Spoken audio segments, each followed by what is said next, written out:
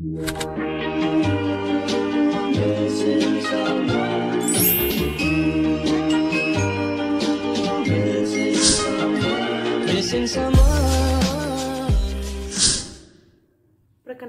nama saya Latifah Mainawati dengan NIM 2004271. Perkenalkan, nama saya Nur Latifah Jayadi dengan NIM 2001099. Assalamualaikum warahmatullahi wabarakatuh. Perkenalkan, nama saya Rifriana Kia dengan NIM 2000102. Perkenalkan, nama saya Syifa Nafisa dengan NIM 2001029.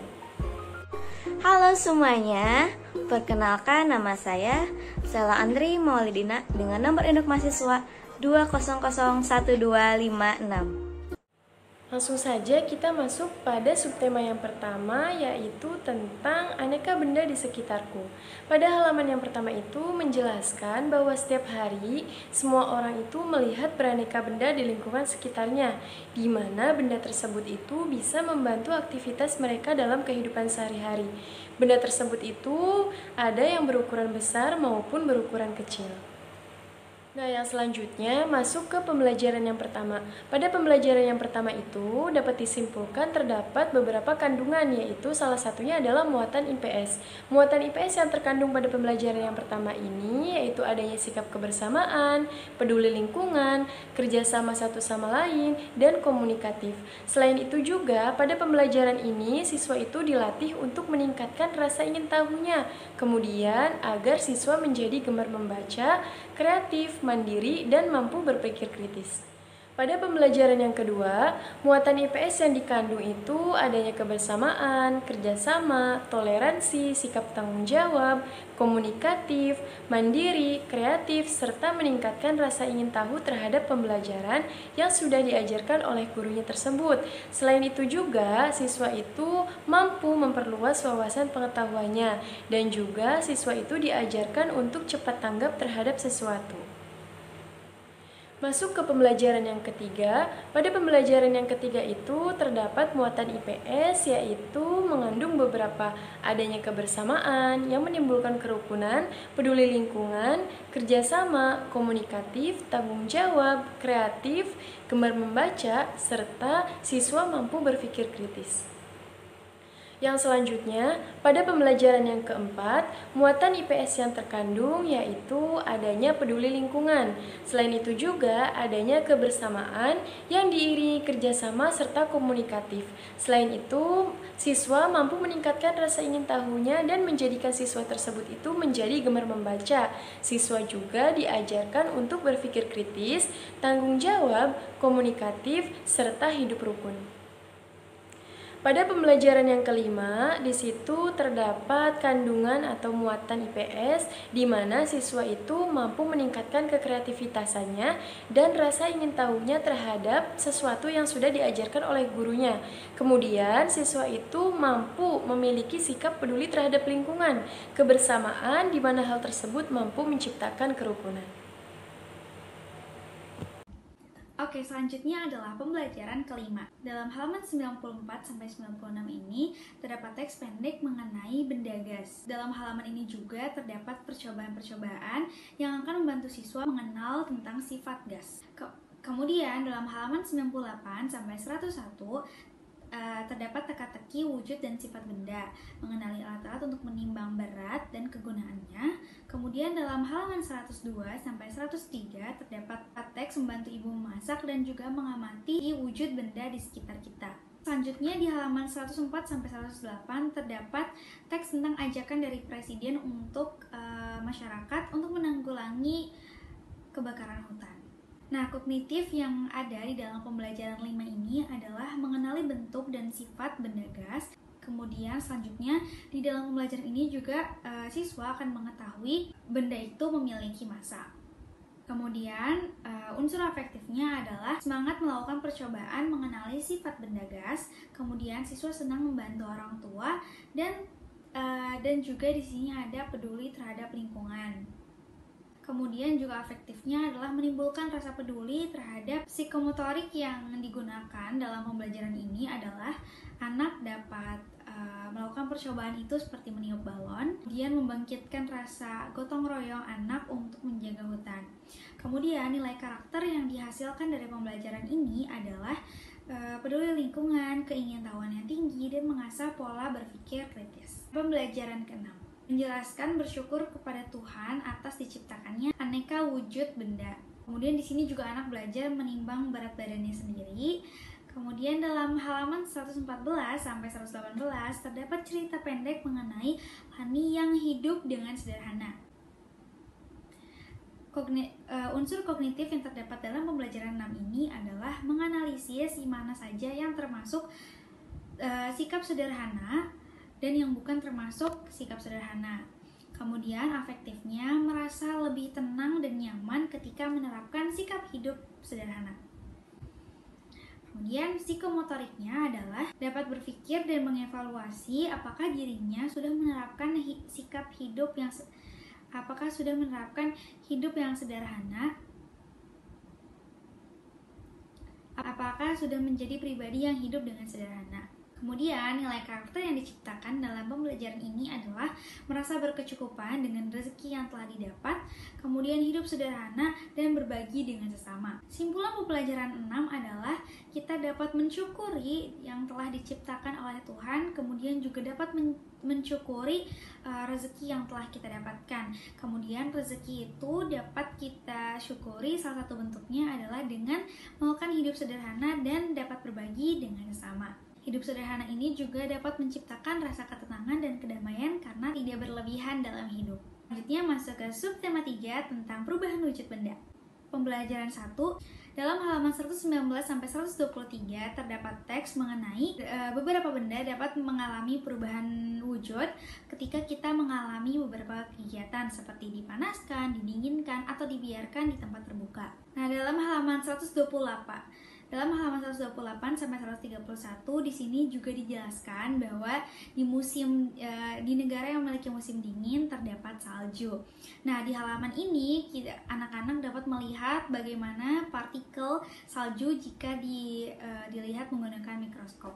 Unsur kognitif yang ada di pembelajaran ini adalah mengetahui makna dari kata mencair dan bagaimana prosesnya, kemudian menganalisis unsur yang terdapat pada gambar karya seni tersebut. Unsur afektif yang terdapat dalam pembelajaran ini adalah siswa merasa penasaran dan tertarik untuk mengetahui bagaimana perubahan wujud tersebut bisa terjadi, kemudian mengagumi bentuk partikel salju.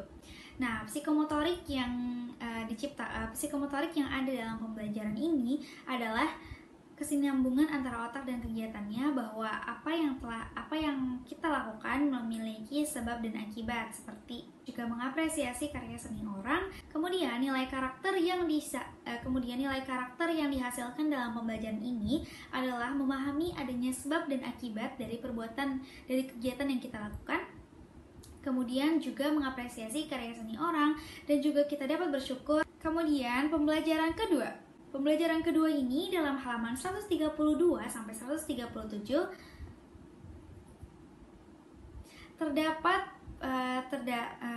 terdapat kegiatan pembuatan es krim, di mana dalam kegiatan pembuatan es krim ini siswa mencari tahu bagaimana perubahan wujud benda itu bisa terjadi. Kemudian dalam halaman 138 sampai 140 dijelaskan bahwa pembagian peran itu sangat penting agar tugas yang dikerjakan terasa lebih ringan. Halaman 138 sampai 140 di sini dijelaskan juga bahwa pembagian peran dapat diterapkan dimanapun, termasuk dalam permainan sepak bola.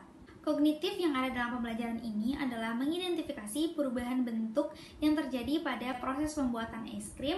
Kemudian siswa mampu membagi tugas dan menjalankan perannya serta bertanggung jawab. Kemudian unsur afektif yang terdapat dalam pembelajaran ini adalah memiliki tanggung jawab sesuai dengan perannya.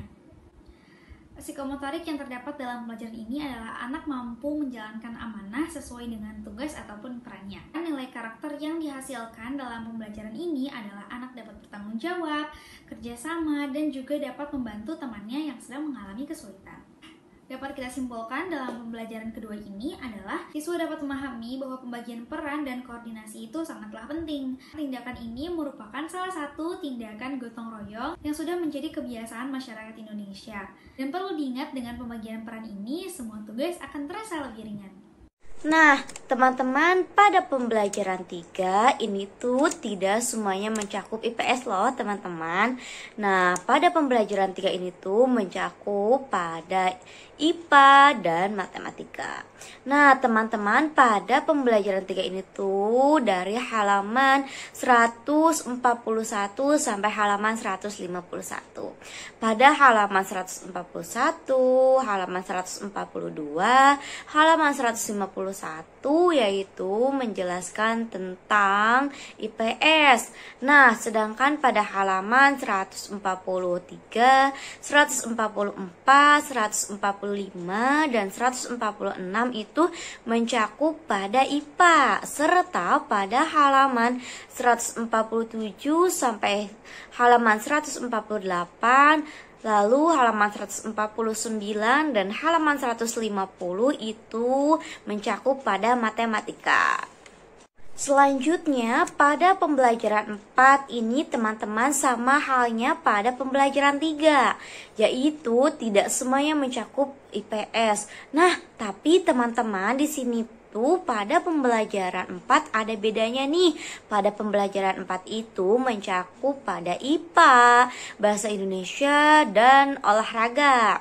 Nah, teman-teman, pada pembelajaran 4 ini tuh dari halaman 152 sampai halaman 159. Pada halaman 152, halaman 156, nah ini tuh mencakup pada IPS. Pada halaman 153, halaman 155, halaman 159 ini tuh mencakup pada IPA. Namun pada bahasa Indonesia tuh satu halaman, yaitu pada halaman 154. Nah, selanjutnya yaitu pada halaman 157 sampai halaman 158 yaitu mencakup olahraga. Dilanjut nih teman-teman pada pembelajaran 5. Nah, pada pembelajaran 5 ini tuh percis halnya pada pembelajaran 3, namun berbeda dengan pembelajaran 4. Nah, pada pembelajaran 5 ini tuh dari halaman 160 sampai halaman 167. Nah, pada halaman 160, halaman 162 sampai halaman 163, lalu halaman 167, nah ini tuh mencakup pada IPS. Nah, sedangkan pada halaman 161 ini tuh mencakup pada IPA. Nah, selanjutnya pada halaman 164, halaman 165 dan halaman 166 itu mencakup pada matematika. Nah, pada pembelajaran terakhir nih teman-teman pada subtema 3 yaitu pembelajaran 6. Nah, teman-teman dari halaman 168 sampai halaman 173. Nah, pada pembelajaran 6 itu kebetulan banget ya teman-teman, semuanya mencakup pada IPS. Pada pembelajaran 1 subtema 4. Nah, di sini tuh terdapat 2 yang kita cakupi gitu ya teman-teman, yaitu terdapat pada IPS dan matematika. Nah, terdiri dari halaman 175 sampai halaman 184. Nah, pada halaman 175 sampai halaman 176, lalu halaman 177, halaman 178, halaman 183 dan halaman 184 ini tuh mencakup pada IPS. Sedangkan pada halaman 179, halaman 180, halaman 181, halaman 182 yaitu mencakup pada matematika. Nah, teman-teman, sekian dari saya.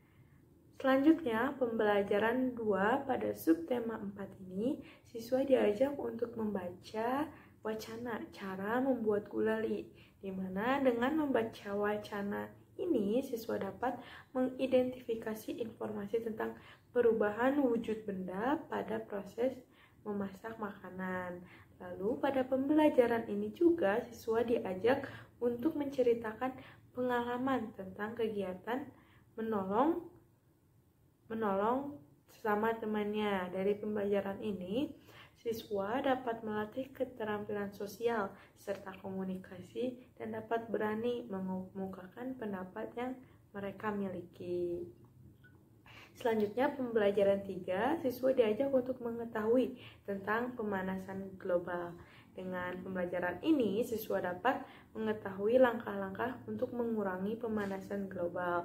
Selain itu, dalam pembelajaran ini, siswa diajak mempraktikkan cara melipat baju. Dengan ini, dapat memunculkan karakter siswa untuk gotong royong dan membantu ibu di rumah, dan sudah menjadi kewajiban bahwa seorang anak harus lebih sering membantu orang tuanya. Selanjutnya, pada pembelajaran 4, siswa menceritakan pengalaman melihat embun pagi dalam bentuk tertulis. Nah, maka siswa akan dapat meningkatkan tata kebahasaannya, terutama dalam menambah kosakata baru.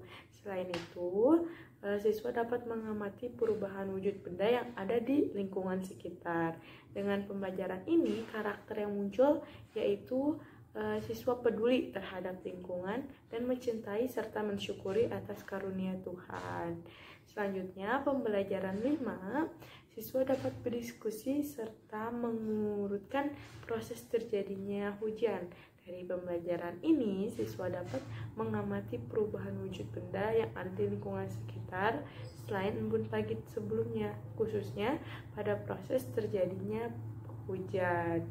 Selain itu, dalam pembelajaran 5, siswa diajak untuk mengamati kejadian ketika hujan turun. Nah, dari pembelajaran ini, siswa dapat berdiskusi untuk melatih sikap gotong royong dan bekerja sama serta sikap bersatu dalam lingkungan. Selanjutnya, pembelajaran 6, siswa dapat menulis ringkasan semua perubahan wujud benda yang sudah dipelajari. Nah, dari pembelajaran ini, siswa dapat mengingat kembali materi yang sudah dibahas dan dapat memudahkan siswa untuk mengingat materi perubahan wujud bendanya. Pada pembelajaran ini juga, siswa diajak untuk menyusun kegiatan sehari-hari yang dilakukan oleh siswa, di mana siswa dapat melatih menaati peraturan, dapat melakukan tepat waktu, serta dapat mengatur waktu dengan baik, sehingga siswa akan menjadi lebih rajin dan bertanggung jawab.